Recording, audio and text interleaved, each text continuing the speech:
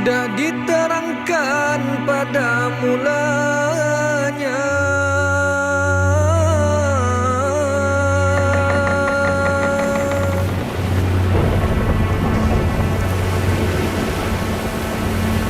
Di tepi sungai Martapura letaknya,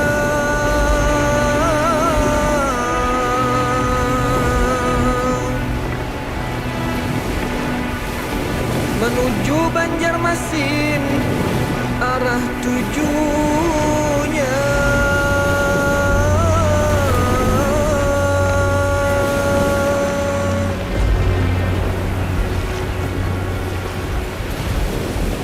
Syiar Islam membahana, doa dan tekad juang kalahkan halangan. Badai topan, bergunung-gunung ombak bukan lagi ancaman. Hanya puja-puji kepada Sang Halim dilantunkan hamba-hambanya.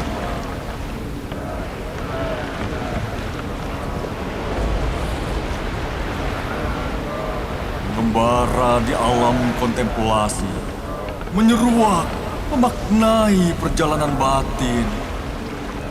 Menjunjung kalimat tauhid, dinakodai kecintaan yang sempurna. Alhamdulillah, wa la ilaha illallah, wallahu akbar, subhanallah, walhamdulillah, wa la ilaha illallah, wallahu akbar.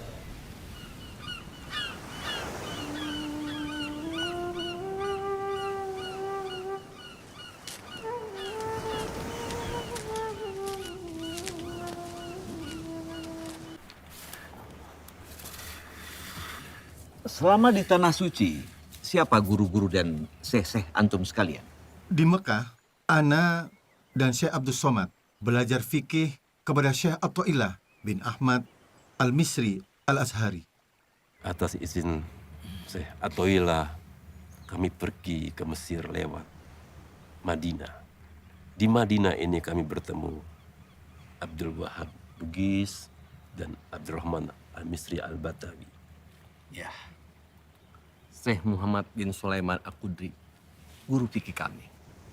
Dan beliau menyarankan agar Muhammad Arsyad bin Al-Banjari dan Abdul Qudus Somad Al-Falambani tidak melanjutkan belajar di Mesir. Karena beliau-beliau dianggap sudah mampu dan berilmu. Bahkan guru-guru di Mesir sudah tidak ada yang mampu lagi untuk memberikan ilmu kepada mereka berdua. Guru tasawuf kami berempat adalah Syekh Muhammad bin Abdul Karim As-Saman Al-Madani. Kami diperkenankan suluk dan khalwat langsung di bawah pimpinan dan pengawasan Syekh Muhammad bin Abdul Karim As-Saman. Alhamdulillah, kami berempat diberi tugas sebagai khalifah Tarikat Salbaniyah untuk Tanah Jawa. Alhamdulillah. Betapa beruntungnya para syekh sekalian dapat belajar langsung dengan guru-guru yang berilmu tinggi.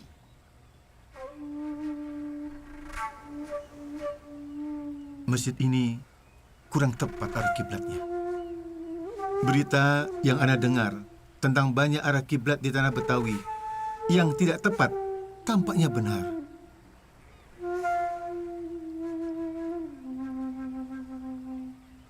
Tidak tepat. Alafu ya Syekh Abdullah.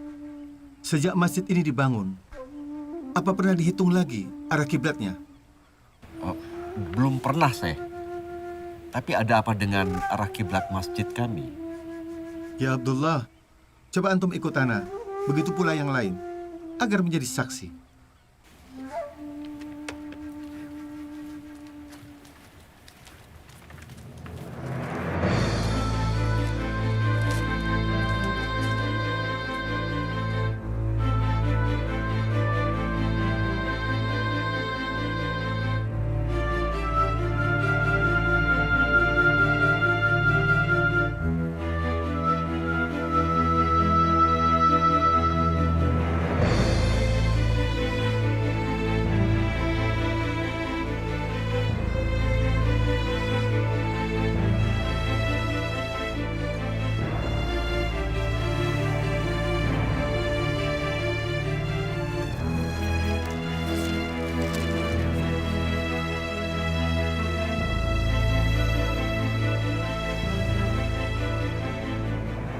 Salah satu titik sudut segitiga bola trigonometri ini adalah letak kota Mekah. Titik sudut yang kedua adalah kutub utara. Dan titik sudut yang ketiga adalah letak yang hendak ditentukan arah kiblatnya. Maka inilah derajat dari Mekah sampai ke Betawi. Dan garis khatulistiwa membuat titik tepat seperti ini. Nah, inilah letak arah kiblat. Seharusnya 25 darajat lebih ke kanan dari letak sekarang. Tidak mungkin, Syekh Muhammad Arsyad. Ana yakin, masjid-masjid di kota kami dibangun oleh wali-wali kasyaf yang dengan karomahnya dapat melihat secara langsung tepat atau tidaknya arah kiblat. Tidak mungkin ada kekeliruan. Oleh sebab itu, dilarang untuk mengubahnya. Tidak ada larangan untuk membetulkan arah kiblat pada masjid-masjid yang keliru. Walaupun masjid itu dibangun seorang wali. Wali bisa saja keliru. Hanya Nabi dan Rasul yang maksum. Mereka seketika dipelihara Allah dari salah dan dosa. Ya, hanya Nabi dan Rasul yang maksud. Dulu di negeri Yaman, sebagai bentuk ijtihad para ahli fikih ketika menggeser mihrab sebuah masjid yang dibangun oleh seorang wali dengan nama panggilan Abu Saif. Benar apa yang disampaikan oleh Syekh Muhammad Arsyad. Dan bukan rahasia. Banyak masjid-masjid yang dibangun oleh kaum muslimin di daerah Khurafah dan pedesaan Mesir. Dan kemudian difatwakan oleh ulama wajib untuk digeser. Fakta-fakta yang terjadi menggambarkan bahwa tidak ada larangan mengubah arah kiblat sebuah masjid. Jika apabila ada kekeliruan, maka wajib kita merubahnya, meskipun masjid itu dibangun oleh seorang wali Allah. Islam sangat menjunjung tinggi keilmuan yang dihasilkan oleh ijtihad atas nama takwa. Dan Allah sangat menyenangi orang-orang yang berakal, beriman, mensyukuri semua ciptaannya dan kebesarannya. Oleh karena persoalan tadi, kami mendengar dan kami taat. Sami'na wa ata'na. Alhamdulillah. Allahu Akbar. Malam purnama di dermaga Sunda Kelapa. Berita kehebatan Syekh Muhammad Arsyad telah tersiar ke penjuru. Demang penjilat menyampaikan berita demi mendatangkan pundi-pundi uang kepadanya. Yang mulia Gubernur Jenderal, telah tersiar kabar tentang seorang syekh bersama sahabatnya datang dari Tanah Suci Mekah.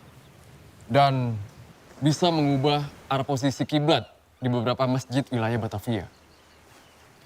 Benarkah itu revolusi? Undang syekh itu. Kita buktikan kebenarannya. Baik.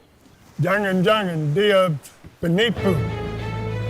Tapi Tuan Gubernur Jenderal, dia seorang syekh. Syekh Muhammad Arsyad Al-Banjari.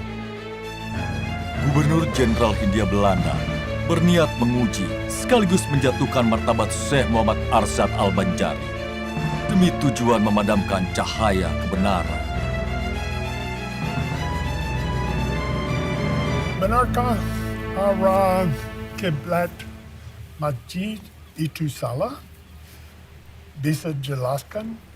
Kesalahannya adalah seharusnya bergeser 25 darajat dari letak arah kiblat yang ada sekarang. Dengan menentukan letak lintang dan bujur Mekah, maka letak derajat berada di 21 darajat, 20 radian, 67 darajat, 0 radian. Kami menghitung menggunakan tongkat istiwa. Dengan perhitungan 3 titik sudut segitiga bola trigonometri ke arah Mekah. Adapun untuk perhitungan titik 0 darajat bujur bukanlah menggunakan patokan Greenwich London, tapi seharusnya berpatokan pada Jazairul Khalidat Asbahni. Adapun bintang kutub tidak selalu dapat dilihat pada setiap negeri yang terletak di garis khatulistiwa. Demikian juga di negara yang berada di sebelah selatan khatulistiwa, seperti Banjar dan Jawa. Maka pada negeri-negeri itu tidak dapat bintang kutub dijadikan dalil untuk menentukan arah kiblat. Namun, ujung pedoman selalu menunjukkan ke arah utara.